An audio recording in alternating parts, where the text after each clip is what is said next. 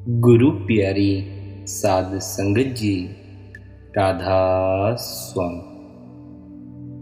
प्यारी साध संगत जी, आज के इस सत्संग का विषय है कि ध्यान के वक्त किसके स्वरूप को मन में रखना चाहिए। आप फरमाते हैं, हमारा रूहानी सफर पैरों के तलवों से लेकर सिर की चोटी तक है और इस सफर की 2 मंजिलें हैं। एक तो आंखों तक है और दूसरी आंखों के ऊपर है। हमारे शरीर के अंदर आत्मा और मन का जो स्थान है वह हमारी आंखों के पीछे है। हजरत ईसा ने इसे घर का दरवाजा कहकर समझाया है। ऋषि मुनियों ने उसका वर्णन शिव नेत्र और दिव्य चक्षु कहकर किया हुआ है। गुरु नानक साहिब उसे घर का दरवाजा या तिल कहते हैं। आपने देखा होगा, अगर हम कोई बात भूल जाएं और उसे याद करना चाहें तो हमारा हाथ अपने आप ही कुदरती तौर पर ही माथे पर जाकर अटक जाता है, माथे पर आकर टिक जाता है। किसी भूली हुई चीज को याद करने के लिए हम कभी टांगों पैरों पर हाथ नहीं टिकाते। आंखों के बीच और पीछे के स्थान का हमारे सोचने विचारने के साथ बड़ा गहरा संबंध है। हम सब का ख्याल यहां से उतरकर 9 द्वारों के जरिए सारी दुनिया के अंदर फैल रहा है। हमारा ख्याल तीसरे तिल से उतरकर पल पल सारी दुनिया में फैलता जाता है और मन एक क्षण के लिए भी आंखों के पीछे नहीं ठहरता, तीसरे नेत्र पर नहीं ठहरता। जब तक मन आंखों के पीछे नहीं ठहरता तब तक यह अपने घर त्रिकुटी में जाकर नहीं समा सकता। हमारे शरीर के 9 दरवाजे जो हैं वे हैं 2 आंखें जिनके जरिए आप बाहर के दृश्य देखते हैं, 2 कान के सुराख हैं जिनके जरिए आप बाहर की आवाजें सुनते हैं, 2 नाक के सुराख हैं जिसके जरिए आप ऑक्सीजन लेते हैं या बाहर की सुगंध या दुर्गंध का अनुभव करते हैं, और फिर मुंह का सुराख है जिसके जरिए बाहर के पदार्थों का सेवन करते हैं, और नीचे 2 इंद्रियों के सुराख हैं जिनके जरिए मलमूत्र त्यागते हैं। इन 9 द्वारों के जरिए ही हमारा ख्याल सारी दुनिया में फैलता है। कितनी ही अंधेरी कोठरी के अंदर जाकर क्यों ना बैठ जाएं, बाहर कितने ही ताले क्यों ना लगे हों, हमारा मन वहां नहीं होगा, उस अंधेरी कोठरी में नहीं होगा, कहीं बाहर ही फैला होगा। हमारे साथ भी ऐसा कई बार होता है। हम दुकान पर बैठे होते हैं मगर हमारे ख्याल हमें हमारे घर तक पहुंचा देते हैं। हमारे मन को दलीलें करने की और सोचने की जो आदत पड़ी हुई है, इसी आदत को संत महात्मा सिमरन करना कहते हैं। सिमरन करने की हर एक को कुदरती आदत पड़ चुकी है। हर जीव इस दुनिया में सिमरन करता रहता है, सोचता रहता है। कभी भी 1 मिनट के लिए भी सिमरन के बिना नहीं रह सकते। कोई बाल बच्चों का सिमरन करता है, कोई घर के कामकाज का सिमरन करता है, कोई दफ्तर के बारे में सोचता है, कोई कारोबार के बारे में सोचता है।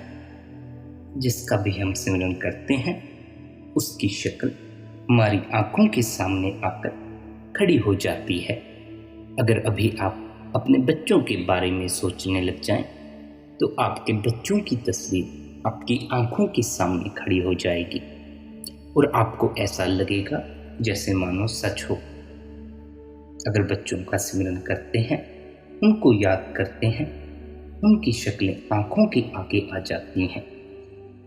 अगर घर के कामकाज के बारे में ख्याल आता है तो घर के कारोबार आंखों की आगे आने शुरू हो जाते हैं। इसको महात्मा ध्यान करना कहते हैं। जिसका हम सिमरन करते हैं उसका ध्यान भी करना शुरू कर देते हैं। जैसे कि आप अपने बच्चों के बारे में अगर सोचते हैं तो आप अपने बच्चों का एहसास भी करना शुरू कर देते हैं। जिन जिन शक्लों और पदार्थों का सिमरन और ध्यान बढ़ता जाता है, उनके साथ हमारा मोह या प्यार भी पैदा होता जाता है। सिमरन और ध्यान के जरिए हमारा उनके साथ इतना लगाव और प्यार पैदा हो जाता है कि रात को हमें सपने भी उनके ही आने शुरू हो जाते हैं। मौत के वक्त उन्हीं की तस्वीरें हमारी आंखों के आगे आकर खड़ी हो जाती हैं और मौत के समय जिस ओर भी हमारा ख्याल होता है उसी धारा में हम बहना शुरू कर देते हैं। जहाँ आशा तहाँ वासा। मौत के बाद मोह और प्यार के बंधे हम बार बार दुनिया में आते हैं और 84 के चक्कर में फंसे रहते हैं। आप समझाते हैं सिमरन और ध्यान की हमें कुदरती आदत पड़ी हुई है, इसलिए इस कुदरती आदत से फायदा उठाओ और दुनिया के सिमरन और ध्यान के स्थान पर मालिक के नाम का सिमरन और ध्यान करो। क्यों? क्योंकि सिमरन को सिमरन काटेगा और ध्यान को ध्यान काटेगा। पानी की मारी हुई खेती पानी से ही हरी भरी होती है। दुनिया की नाशवान चीजों का सिमरन करके हम उनसे मोह या प्यार किए बैठे हैं।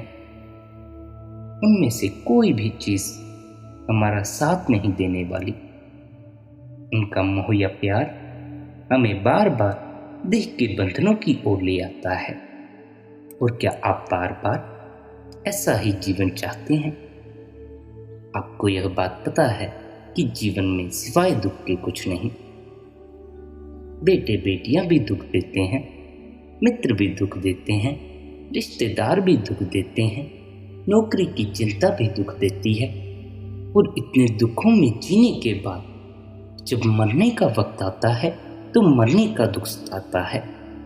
क्या बार बार ऐसा ही जीवन आप चाहते हैं कि बार बार आपको इतने दुख भोगने पड़े और आखिर में फिर मरना पड़ जाए? नहीं, ऐसा करने की जरूरत नहीं। हमें चाहिए कि उस मालिक के नाम का सिमरन और ध्यान करें जो कभी फना नहीं होता, जो कभी नहीं मरता, जिसकी अंश हमारी आत्मा है और जिसके अंदर वह समाना भी चाहती है। आप फरमाते हैं वह परमात्मा निश्चल है, वह कभी जन्म और मरण के दुखों में नहीं आता। जो उसका ध्यान करते हैं, जो उससे इश्क करते हैं, जो उसका सिमरन करते हैं, वे भी निश्चल हो जाते हैं। उनका भी मरण जन्म के दुखों से छुटकारा हो जाता है। हमें आंखों के पीछे अपना ख्याल जमाकर परमात्मा के नाम का स्मरण करके अपने फैले हुए ख्याल को वापिस इकट्ठा करके इसके केंद्र पर एकाग्र करना है। यह इतना सरल और आसान तरीका है कि छोटे बच्चे से लेकर बूढ़े तक इसे आसानी से कर सकते हैं, क्योंकि सिमरन करने की आदत तो हम सबको पड़ी ही हुई है, कुदरती तौर पर पड़ी हुई है। इस आदत को अपनाना भी नहीं है, पहले से लगी हुई है। हमें दुनिया का सिमरन करने की इस आदत को छोड़कर मन को उस मालिक के नाम के सिमरन में लगाना है।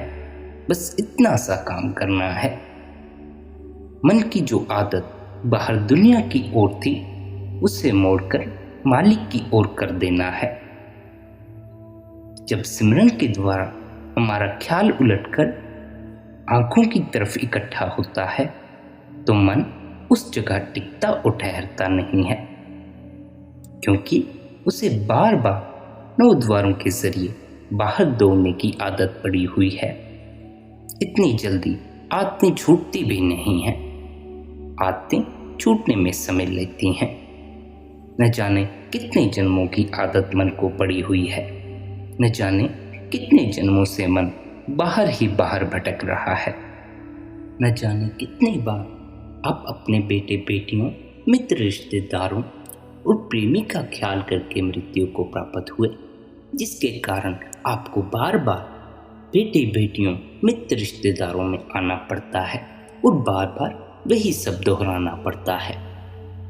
अगर आपसे पूछा जाए कि आपके पैदा होने से पहले आपके बेटे बेटी, मित्र रिश्तेदार कौन थे, आपको उसका कोई होश नहीं होगा, आपको कुछ याद नहीं होगा। आपको पता ही नहीं कि आपके जन्म से पहले कुछ था भी या नहीं था। तो जब आपको यह याद भी नहीं कि आपके इस जन्म से पहले कुछ था या नहीं था, तो मृत्यु के बाद इस जन्म के भी कहाँ याद रहेंगे। मान लीजिए अगर अगला जन्म होता है, तो जब इस जन्म में पैदा होने के बाद हमें अपने पैदा होने से पहले का कुछ याद नहीं, तो अगले जन्म में पैदा होने के बाद हमें पिछले जन्म का कैसे कुछ याद रहेगा। फिर भी तो हमें इन रिश्तेदारों, इन मित्रों और इन बेटे बेटियों का कोई ख्याल नहीं रहेगा। फिर भी तो यह फिक्र छोड़नी पड़ेगी। इससे अच्छा है इसी जन्म में बेफिक्र हो जाओ। बच्चों से, मित्र रिश्तेदारों से प्रेम अवश्य करो, क्योंकि प्रेम इस जगत की सबसे स्वच्छ और उच्च अवस्था है। मगर मोह मत करो। मोह करोगे तो मरते वक्त किसी ना किसी का ख्याल आ जाएगा। जैसे दिन में हमें कई लोगों का ख्याल आ जाता है, वैसे ही मौत के वक्त भी सिमरन जारी रहता है। अगर मौत के वक्त मित्र रिश्तेदारों का ख्याल आया तो उन्हीं में लौटकर आना पड़ेगा। अगर सद्गुरु में ख्याल आया फिर सद्गुरु की मौज है। आप कहते हैं जब तक हम मन को किसी के स्वरूप के ध्यान का आधार नहीं देते और उसे वहां ठहराने वाली कोई चीज नहीं मिलती, तो हमारे ख्याल के लिए वहां ठहरना बहुत मुश्किल हो जाता है। इसलिए महात्मा समझाते हैं मन को वहां खड़ा करने के लिए किसी न किसी के स्वरूप के ध्यान का आधार देना बड़ा जरूरी है। आगे सवाल पैदा हुआ कि हमें ध्यान किसके स्वरूप का करना चाहिए, जिस पर आप जवाब देते हैं यह बड़ी सोच और विचार करने योग्य बात है। क्यों? क्योंकि जिसके भी स्वरूप का ध्यान करेंगे कुदरती ही हमारा उसके साथ मोह या प्यार पैदा हो जाएगा, और जहां वह जाएगा हम भी उसके मोह या प्यार में बंधे हुए वहीं चले जाएंगे। इस बात पर विचार करने के लिए हम सारी दुनिया पर नजर डालकर देखते हैं कि कौन सी चीज हमारे ध्यान के काबिल हो सकती है। जितनी भी दुनिया की चीजें हैं यह सब 5 तत्वों की बनी हुई हैं। हर एक चीज के अंदर कोई ना कोई तत्व मौजूद है। मनुष्य के अंदर 5 तत्व मौजूद हैं।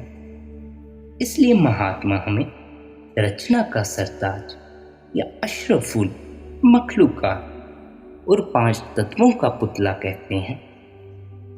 तत्वों की दृष्टि से हम रचना को 5 श्रेणियों में बांट सकते हैं। पहली श्रेणी वह है जिसमें पानी का तत्व प्रधान है। इसमें फल, फूल, सब्जी और पेड़ पौधे आते हैं। अगर हम 5 तत्वों के पुतले होकर पेड़ों पौधों आदि का ध्यान करेंगे तो हम उनती नहीं कर सकते, फिर तो हम भी पेड़ पौधे बन जाएंगे। इसलिए पूरा वनस्पति जगत हमारे ध्यान के काबिल नहीं है। दूसरी श्रेणी कीड़े मकोड़े, सांप, बिच्छू वगैरह की है, जिसके अंदर 2 तत्व पृथ्वी और अग्नि मौजूद हैं। ये भी हमारे ध्यान के काबिल नहीं हो सकते। तीसरी श्रेणी पक्षियों की है, जिसमें 3 तत्व हैं, हवा, पानी और अग्नि। अगर हम 5 तत्वों वाले मनुष्य होकर गरुड़, मोर, चिड़ियों आदि का ध्यान करेंगे तो हम इन पक्षियों के जामे में आ जाएंगे। हमारा मकसद तो इंसान के जामे से भी ऊपर जाने का है, इसलिए यह श्रेणी भी हमारे ध्यान के योग्य नहीं है। चौथी श्रेणी चौपाइयों जानवरों की है, जिनमें बुद्धि का आकाश नहीं है। बाकी 4 तत्व मौजूद हैं, यह भी हमारे ध्यान के काबिल नहीं है। जिसका भी ध्यान हम करेंगे मौत के बाद उसी का रूप धारण करना होगा। इसलिए गाय, बैल, घोड़े वगैरह भी हमारे ध्यान के काबिल नहीं। 5वीं श्रेणी खुद इंसान की है और हर इंसान में 5 ही तत्व मौजूद हैं। इसलिए कुदरती तौर पर मन में यह विचार आता है कि इंसान का ध्यान क्यों करे, खासकर आजकल के ज़माने में जब हमारे सबके अधिकार समान हैं। आप कहते हैं इंसान का ध्यान नहीं करता, देवी देवता किसी ने आज तक देखे नहीं, गाय भैंसों की बोली समझ नहीं आती और मालिक के स्वरूप का कुछ अता पता नहीं। इस नुक्ते पर पहुंचकर बहुत से लोग परमात्मा की हस्ती से ही इनकार कर देते हैं और बाकी सब भी इस उलझन में फंस जाते हैं कि अब कौन सी चीज हमारे ध्यान के योग्य हो सकती है। महात्मा एक बहुत अच्छी मिसाल देकर समझाते हैं। अगर एक कमरे में बहुत से रेडियो रखते जिनका कनेक्शन किसी बैटरी या बिजली से ना हो तो हम कभी किसी देश की खबरें नहीं सुन सकते। लेकिन उनका कनेक्शन अगर किसी बैटरी या बिजली से हो जाए तो हम जिस देश की चाहें उस देश की खबर सुन सकते हैं। इसी प्रकार हमें उन मालिक के भक्तों और प्यारों की खोज करनी है जिनका कनेक्शन या तार परमात्मा के साथ जुड़ा हुआ है। वे अपनी भक्ति और प्यार के बंधे हुए वापस जाकर उसी परमात्मा से मिल जाते हैं। इसीलिए हम भी उनके स्वरूप का ध्यान करके उनके साथ प्यार करके वापस जाकर उसी परमात्मा के अंदर समा जाएंगे।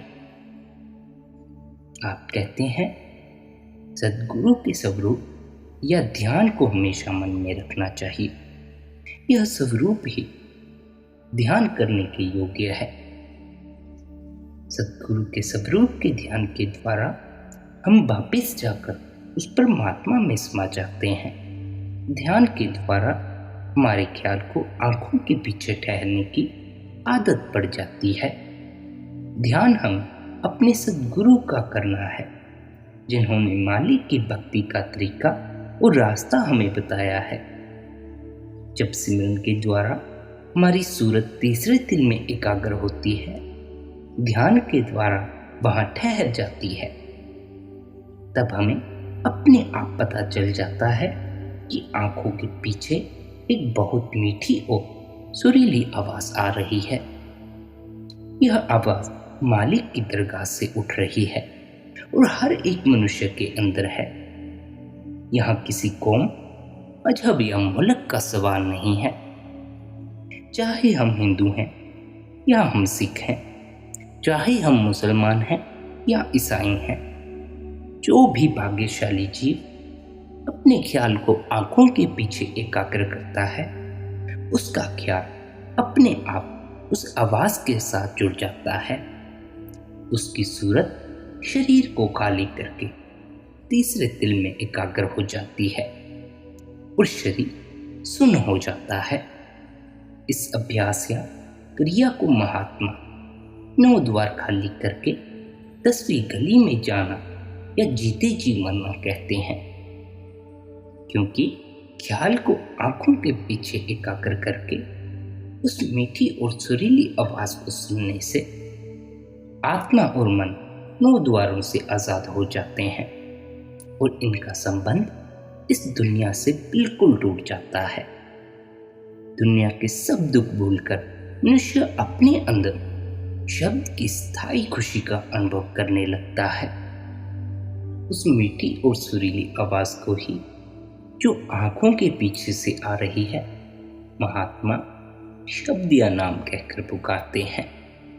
ये जितने भी हमारे मजहब हैं, सबके रीति रिवाज या शरीयत अलग अलग हैं, लेकिन जो असलियत है, हकीकत है, रूहानियत का मूल है, वह हर धर्म या मजहब की तह में एक ही है। उस रूहानियत को अलग अलग महात्माओं ने अलग अलग लफ्जों के द्वारा समझाने की कोशिश की है, लेकिन मतलब सबका उसी रूहानियत से है, उसी नाम, शब्द या अनहद नाद से है जो हर एक मनुष्य के अंदर मौजूद है। हमें बाहरी लफ्जों के बहस मुहावजे में नहीं उलझना चाहिए। हमें तो अपने शरीर के अंदर उस केंद्र पर अपने ख्याल को एकाग्र करना है जहां वह शब्द दिन रात धुनकारें दे रहा है। आप कहते हैं, जब हम अपने शरीर के 9 द्वारों में से ख्याल निकालकर आंखों के पीछे एकाग्र करते हैं तो हम अपने असली घर के दरवाजे पर आ जाते हैं। हमारा असली घर सचखंड है, जहां परमात्मा का निवास है। उसका दरवाजा आंखों के पीछे तीसरा तिल है। उस दरवाजे की निशानी यह है कि उस जगह अनहद शब्द दिन रात धुनकारें दे रहा है। जब तक उस घर के दरवाजे पर ख्याल को इकट्ठा करके शब्द को नहीं पकड़ते, तब तक हमारा मुक्ति प्राप्त करने का सवाल पैदा नहीं होता। आप कहते हैं, अगर हमें अपने घर के अंदर जाना हो तो सबसे पहले घर के दरवाजे की तलाश करनी पड़ती है। निज घर का वह दरवाजा आंखों के पीछे तीसरी आंख, एक आंख या तीसरा तिल है। उसी को खोलने के लिए हम उसको खटखटाते हैं, यानी बार बार सिमरन और ध्यान के द्वारा अपने फैले हुए ख्याल को आंखों के पीछे इकट्ठा करते हैं। जब बार बार खटखटाने से यानी सिमरन और ध्यान करने से हमारा ख्याल इकट्ठा हो जाता है, तब उस घर का दरवाजा खुल जाता है। फिर हमें घर जाने का रास्ता मिलता है। जब हम अपने ख्याल को वहां जाकर शब्द के साथ जोड़ते हैं तो शब्द का मार्ग खुल जाता है। उसके द्वारा हम वापस जाकर परमात्मा से मिलाप कर सकते हैं। आप फरमाते हैं, हमारा यह शरीर सिर्फ हड्डियों और मांस का ही बना हुआ नहीं है और ना ही सिर्फ 5-6 फुट लंबा मिट्टी का पुतला है।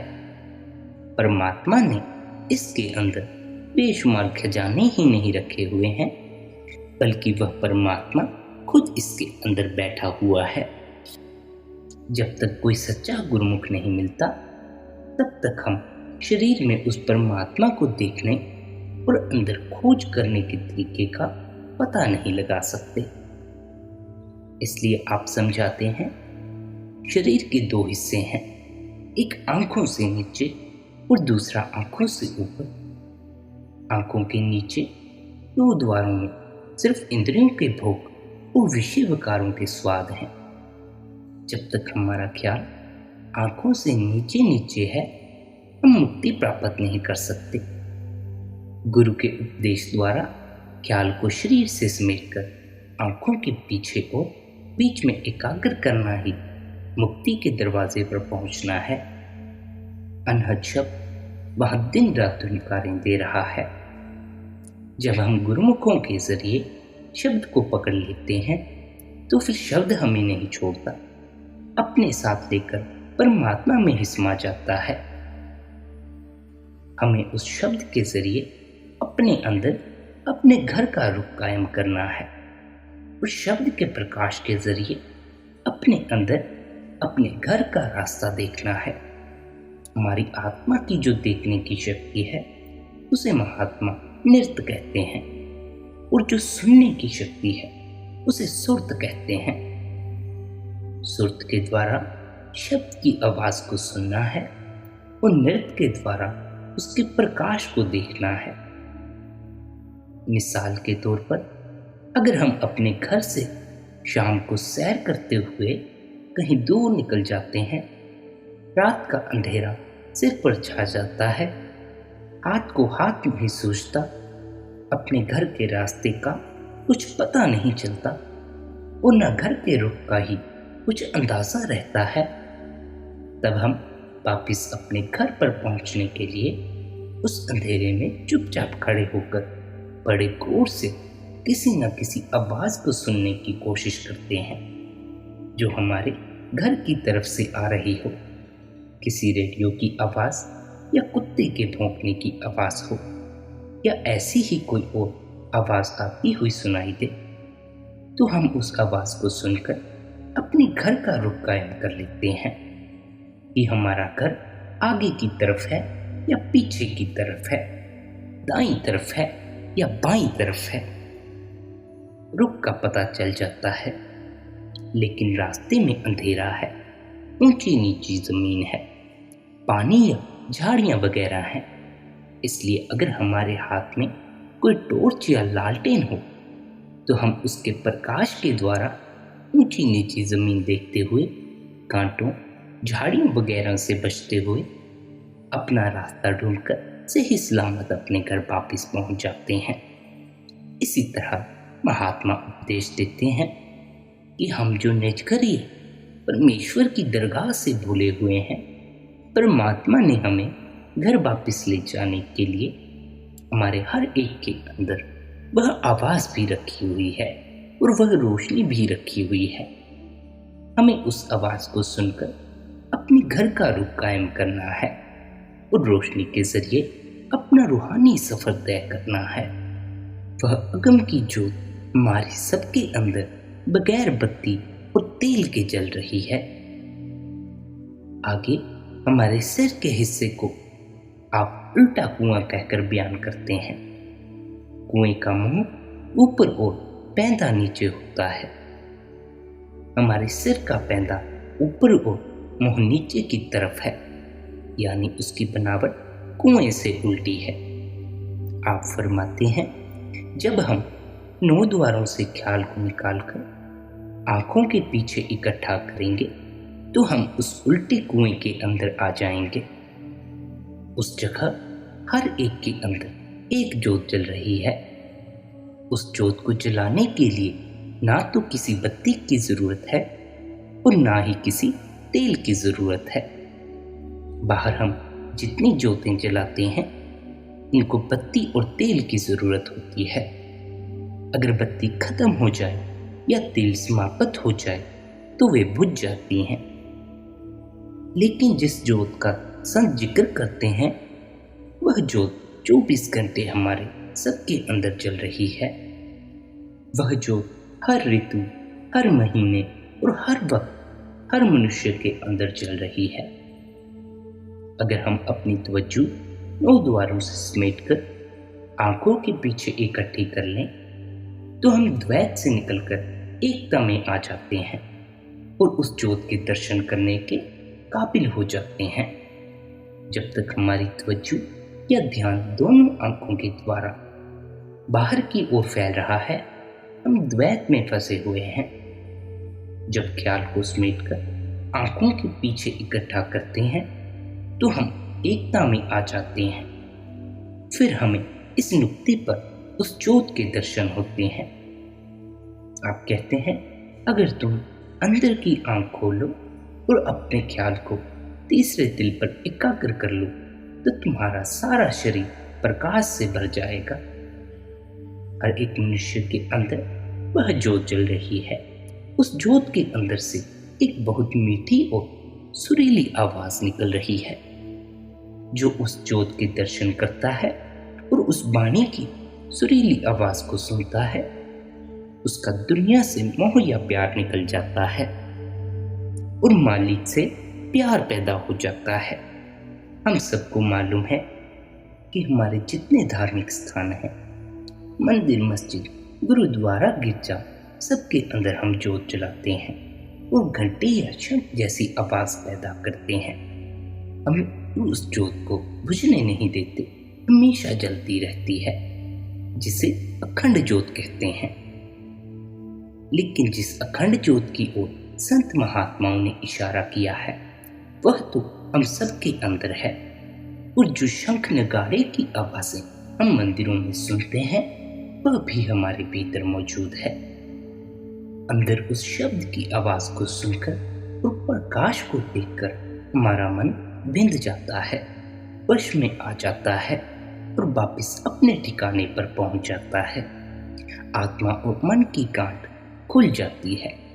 उस हालत में हम अपने आप को पहचानने के काबिल बन जाते हैं, अपने असल को पहचानने के काबिल बन जाते हैं, परमात्मा से मिलाप के काबिल बन जाते हैं।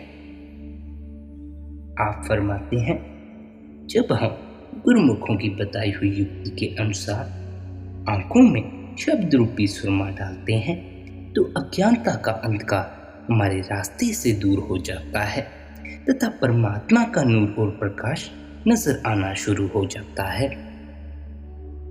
जब हम शब्द रूपी सुरमे का प्रयोग करते हैं, यानी अपने ख्याल को अंदर समेटकर शब्द के साथ जोड़ते हैं, तो हमारा अज्ञानता का अंधकार दूर हो जाता है और हमें अपने अंदर प्रकाश दिखाई देने लगता है, जिसे देखकर हमारा मन मान जाता है, यानी वश में आ जाता है। फिर यह मन जो इंद्रियों के भोगों का गुलाम बना बैठा था उस प्रकाश में लीन हो जाता है और शब्द की आवाज को सुनकर और पकड़कर अपने असली ठिकाने त्रिकुटी में पहुंच जाता है। तब कहीं हमारी आत्मा मन के पंजे से आजाद होकर परमात्मा में लीन होती है, यानी हमारी आत्मा परमात्मा में समा जाती है।